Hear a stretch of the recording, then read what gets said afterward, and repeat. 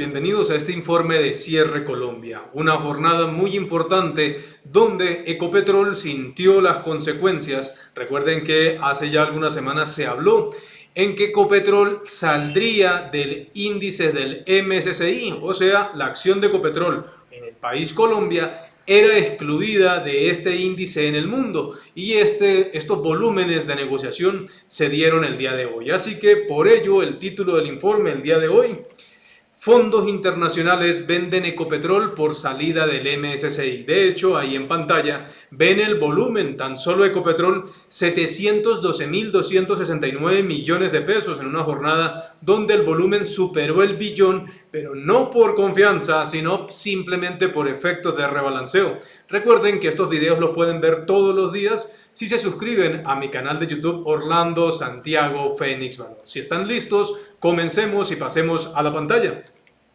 Tenemos al Colcap, que concluía con un descenso del 0,46%, se ubicaba el índice al cierre en 1.242,63 unidades, negociando 1.121.761 millones de pesos, un volumen muy importante, pero por efectos de rebalanceo. Ya se había dicho que Ecopetrol saldría de este tipo de índices y por ello la acción el día de hoy pues tiene un volumen atípico, producto de la combinación de estos dos aspectos. En ese orden de ideas, Ecopetrol fue la acción más negociada con 712.269 millones, seguida por Grupo Sura con 120.392 millones. De hecho, aquí en la parte derecha de la pantalla, aunque esta gráfica no es exacta, reitero, sé que estos videos los ven funcionarios de la bolsa.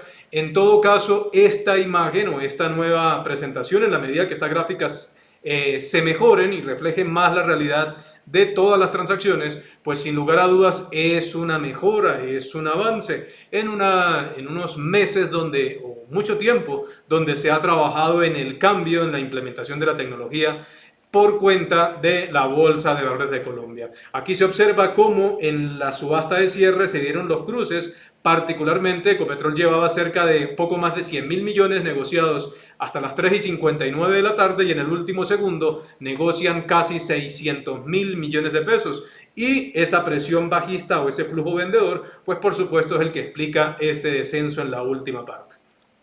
En términos de variaciones, miremos en primer lugar la acción del BBVA, que sube 11,11%, se ubica al cierre en 350 pesos con 12.8 millones de pesos. La acción del BBVA, simplemente decir que a este precio se venía negociando hace mucho tiempo, tuvo alguna venta puntual que la bajó a niveles cercanos a 305, pero retomó el nivel normal. Como es una acción de muy bajo volumen de negociación, pues este tipo de acciones tienen esas fluctuaciones y se equilibran por algún tiempo. En segundo lugar, la ETB, por efectos del rebalanceo, pero esto es más una movida casi que podríamos decir que microscópica, con un volumen de 29 millones de pesos, sube 8,79% a 120 pesos. Y el tercer lugar para Promigas, que subió 7,31% a 4.700 pesos con 411 millones de pesos. Muy cerca a Nutresa, que en la subasta de cierre, aquí pueden ver la gráfica de volumen, tuvo unas transacciones importantes. De hecho, si les mostrara esa gráfica de volumen, aquí está, mírenlo, el volumen de Ecopetrol. Y de hecho, pues que bueno, 606.000 millones se negociaron solo en la subasta de cierre de estos 712. Así que nuevamente otro punto para la página de la Bolsa de Valores de Colombia, porque no me había fijado, aquí también nos muestra la barra del volumen. No son todas, pero las más representativas. En el lado de las caídas, el primer lugar para Mineros, que bajó 10% a 1.710 pesos con 935 millones negociados. El segundo lugar para Cementos Argos, miren los efectos de la subasta de cierre. En total negoció, miren qué bueno esto, en total negoció 1.515 millones y solo en la subasta negoció 1.290. Esto es para que entiendan cuando muchas veces he hablado de lo que ocurre en la subasta de cierre y por supuesto pues ahí estuvo la caída de 3.712 a 3.503. Reitero, qué bueno por esa información que nos muestra la bolsa. El tercer lugar para Ecopetrol, que ya lo había mencionado, solamente decir que cae 7,47%. Y por eso es que el informe el día de hoy pues recibe este nombre. Esto no era nada nuevo. De hecho, lo extraño es que hubiese personas que en las últimas semanas, luego de conocer esto, pagaran 2.400, 2.500 pesos por Ecopetrol si sabían que la iban a excluir. Pero como en el mercado no todo el mundo tiene el mismo dominio, pues ocurren este tipo de cosas. Aún así, hay que decir que así como algunos vendieron, otras fuerzas compradoras estaban ahí presentes. Y es importante que ese tipo de inversores, pues son inversores de capital de riesgo o de que no tienen en cuenta esas políticas del MSCI, así que siempre hay que mirar las dos caras de la moneda. En ese orden de ideas, para el mercado colombiano, en el radar internacional, teníamos una jornada muy positiva para los mercados, donde nuevamente es el Colcap la única bolsa del mundo con cierre a las 4 que cae, porque Estados Unidos Dow 218 arriba, Standard & Poor's 309 arriba, Nasdaq termina 4,41% arriba. En la región, Brasil 1,42 arriba, Argentina 0,20 arriba, Chile 0,72 arriba, México 2,98 arriba y Colombia, pues nuevamente 0,46 abajo. Yo creo que sobre eso pues no vale la pena mencionar tanto. De hecho, la desconfianza que continúa por los diferentes pronunciamientos del gobierno, pues nuevamente llevaron a que el dólar, que mantenía una tendencia o una intención de bajar, pues nuevamente termina subiendo. Se negocia en promedio 6 pesos arriba de la TRM, unas negociaciones promedio a 4.815 pesos, pero las últimas transacciones se hacían a 4.830. Muy lamentable en una jornada donde podemos ver que incluso el índice del dólar, atención con esto, el índice del dólar ya se negocia a niveles antes de elecciones. Así que ya no hay ninguna excusa para decir que el dólar en Colombia sube por aspectos internacionales.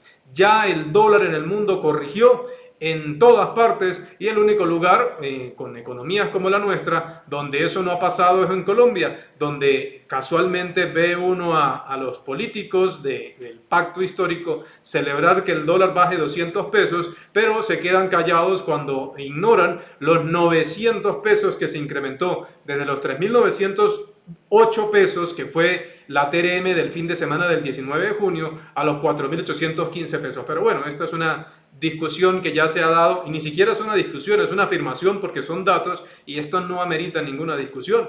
Pero reiterar que en este orden de ideas pues tenemos una de las pocas monedas que perdía valor, no solamente hoy, sino en estos últimos 5 meses posterior a elecciones después del 19 de junio. Casi 4 o 5 meses después de ese tipo de esas elecciones. ¿Qué pasaba también en mercados internacionales? Miremos que hoy habían datos importantes y eran los pronunciamientos de la Reserva Federal. Antes que eso, comencemos con datos de PMI, manufacturero y no manufacturero en China, que se ubicaban por debajo de lo esperado en noviembre, lo que generaba la posibilidad de que la Fed flexibilice sus comentarios. Los datos de desempleo en Alemania saliendo más altos de lo esperado, o sea, más datos malos. La inflación se contrae un poco, lo cual era positivo, y también se sumaba a datos de PIB en Estados Unidos, aunque esto ya se tenían lecturas de datos mejores a lo esperado, pero recuerden que esto solamente es una proyección. La atención del mundo se centraba en el pronunciamiento de la Fed, que finalmente dijo lo que muchos esperaban. Se espera que la Reserva Federal modere su política monetaria porque ya comienza a preocupar el sector inmobiliario. Y por ello, ante esta noticia, pues por supuesto los mercados en el mundo todos eran positivos. De hecho, el petróleo también terminó subiendo. Finaliza el petróleo subiendo el Brent 3% y el WTI 2,93%. Esto asociado en parte a los mejores datos macroeconómicos de Estados Unidos y justamente la posibilidad de que la Fed moderara sus pretensiones alcistas de tasas de interés, lo que significa que para el mundo pues podría ser eventualmente más fácil recuperarse. En términos de noticias locales, a través de la Superfinanciera, no habían datos de alto impacto. De hecho, para la noticia del día era la puesta en funcionamiento, básicamente listas las 2 turbinas de generación de energía de Hidroituango, aunque esto es algo que impacta directamente a EPM, que no tiene sus acciones listadas en el mercado colombiano, pero sí los bonos de esta compañía. ¿Qué esperábamos en el servicio Fénix el día de hoy? Damos un clic en el servicio Fénix. De hecho, esperábamos un comportamiento mixto para el Colcap, justamente por eso, por efectos de rebalanceos y un dólar que pudiera bajar. De hecho, el dólar que comenzó bajando terminó subiendo, entre otras por esos pronunciamientos que sigue haciendo el gobierno y donde el día de hoy es el ministro Campo que en